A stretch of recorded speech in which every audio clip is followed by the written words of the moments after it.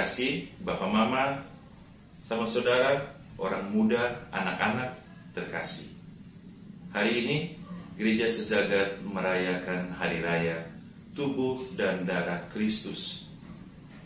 Hari Raya adalah tingkatan pertama dalam perayaan liturgi gereja. Hari Raya antara lain 1 Januari dirayakan Hari Raya Maria Bunda Allah, 5 Januari Hari Raya Epifani, 19 Maret Hari Raya Santo Yusuf. Dalam satu tahun liturgi ada 16 Hari Raya wajib gereja yang dirayakan. Hari Raya ini ditutup pada 25 Desember, Hari Raya Natal kelahiran Tuhan. Pada tingkatan kedua disebut pesta, untuk memperingati hidup Yesus, Bunda Maria, atau para rasul, atau orang kudus tertentu yang disebut Major Saints. Di antaranya, pesta kelahiran Bunda Maria pada 8 September dan pesta Salib Suci pada 14 September. Tingkatan ketiga disebut peringatan atau memorial, yang dirayakan dalam tingkatan peringatan adalah orang-orang kudus Minor Saints.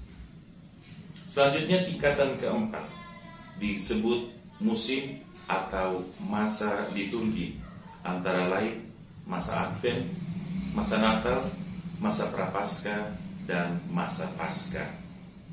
Tingkatan yang kelima, tingkatan terakhir disebut feria, untuk menyatakan hari-hari dalam masa biasa. Sama saudara yang terkasih, Hari Raya Tubuh dan Darah Kristus bertujuan untuk menghormati Ekaristi, di mana Kristus sungguh-sungguh hadir atau transubstansiasi dalam roti dan anggur. Roti dan anggur bukanlah lambang tubuh dan darah Kristus, namun dalam konsekrasi Kristus sungguh-sungguh hadir dan merubah roti menjadi daging dan anggur menjadi darahnya sendiri. Akibat dosa dan kedegilan hati manusia, Allah menyerahkan dirinya lewat berinkarnasi menjadi manusia. Penyerahan diri itu lebih total lagi ketika ia menyerahkan diri sebagai korban di atas kayu salib.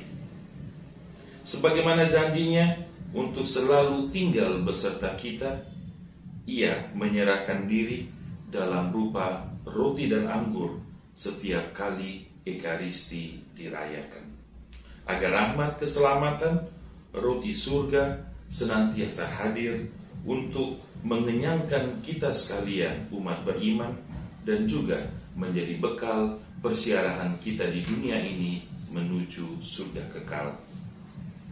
Sebagaimana untuk kebutuhan fisik, lahiriah, jasmani, kita memerlukan nasi, sayur, lauk pauk, dan air. Demikian jugalah kiranya untuk kebutuhan jiwa, untuk kebugaran dan keselamatan kita membutuhkan tubuh dan darahnya. Seringkali kita lalai dalam hal ini. Oleh kesibukan dan penatnya aktivitas dan rutinitas harian, bisa saja kita mencari-cari alasan untuk absen menghadiri Ekaristi oleh kepentingan-kepentingan duniawi, seperti mempersiapkan perayaan Ekaristi, memento mori, arisan, antar belis, dan kegiatan hiburan lainnya. Kita mengabaikan perayaan Ekaristi, di mana Tuhan hadir di tengah-tengah kita, namun kita tidak hadir di tengah-tengah hadiratnya.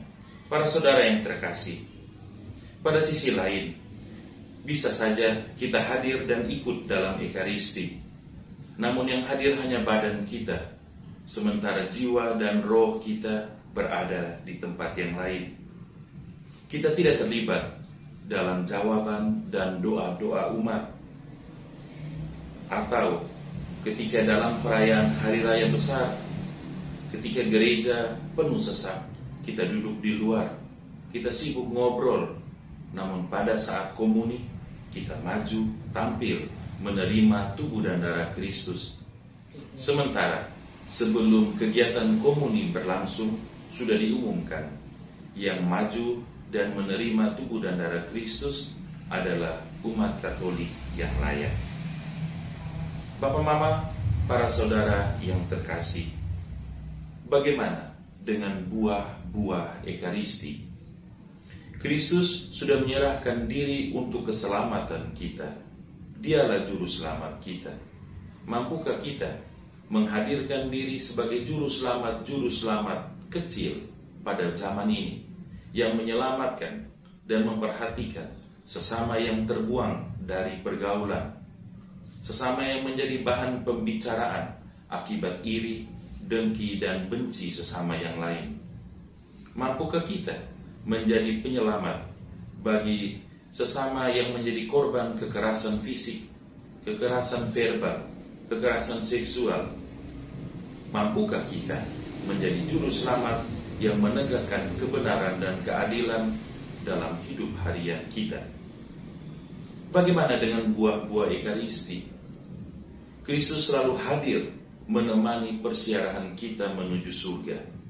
Mampukah kita menghadirkan diri sebagai saudara, sebagai sahabat bagi sesama yang lain, menjadi garam dan terang, garam yang memberikan warna, memberi rasa dalam kebersamaan, dan menjadi terang yang mengantar sesama pada sumber air yang menyegarkan dan padang rumput yang hijau membentang. Selamat Hari Raya Tubuh dan Darah Kristus. Mari kita meningkatkan kehadiran dan partisipasi dalam perayaan Ekaristi dan berjuang untuk menghasilkan buah-buah Ekaristi di tengah keluarga, KUB, lingkungan, stasi dan paroki, di tempat kerja, di sekolah, dan dimanapun kita berada. Semoga amin.